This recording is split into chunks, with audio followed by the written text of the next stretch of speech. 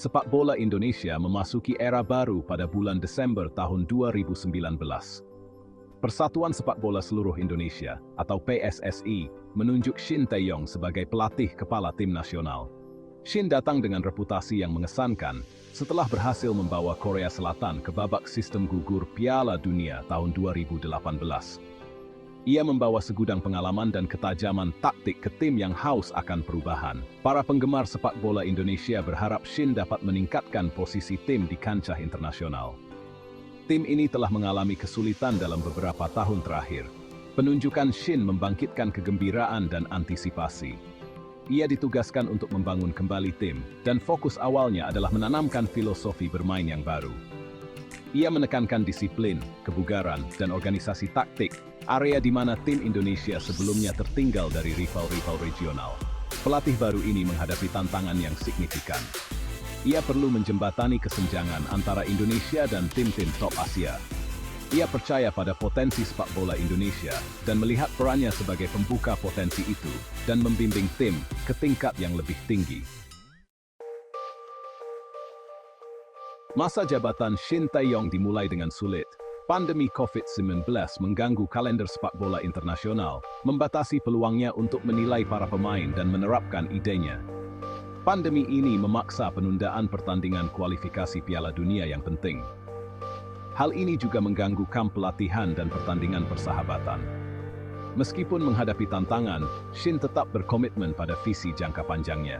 Ia menggunakan waktu tersebut untuk fokus meningkatkan tingkat kebugaran tim. Ia memperkenalkan konsep taktik baru melalui sesi online dan memanfaatkan kesempatan untuk mencari bakat baru dengan mengamati para pemain di liga domestik. Pandemi menciptakan situasi yang belum pernah terjadi sebelumnya untuk sepak bola global, tetapi kemampuan Shin untuk beradaptasi dan memanfaatkan situasi sulit secara maksimal sangatlah penting. Hal ini oblek viswa salsuk kemenemuan dari Sepen. Kedatangan Shin Tae-yong menandai perubahan signifikan dalam gaya bermain tim nasional Indonesia. Ia menerapkan pendekatan yang lebih berbasis penguasaan bola, yang kontras dengan gaya bermain langsung tim sebelumnya.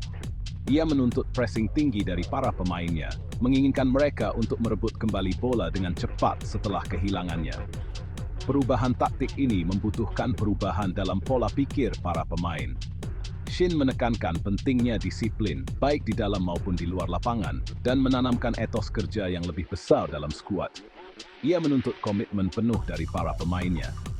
Pendekatan baru ini tidak langsung membuahkan hasil, namun ada tanda-tanda peningkatan secara bertahap. Para pemain mulai beradaptasi dengan metode Shin, menunjukkan pemahaman yang lebih besar tentang peran taktis mereka. Tim mulai bermain dengan lebih percaya diri dan tujuan. Bagian 4, secerca harapan, kemajuan di kualifikasi Piala Dunia. Kualifikasi Piala Dunia tahun 2022 memberikan ujian nyata pertama dari masa jabatan Shin Tae-yong. Berada di grup yang sulit, Indonesia menghadapi lawan-lawan tangguh, termasuk di antaranya Uni Emirat Arab, Vietnam, dan Thailand.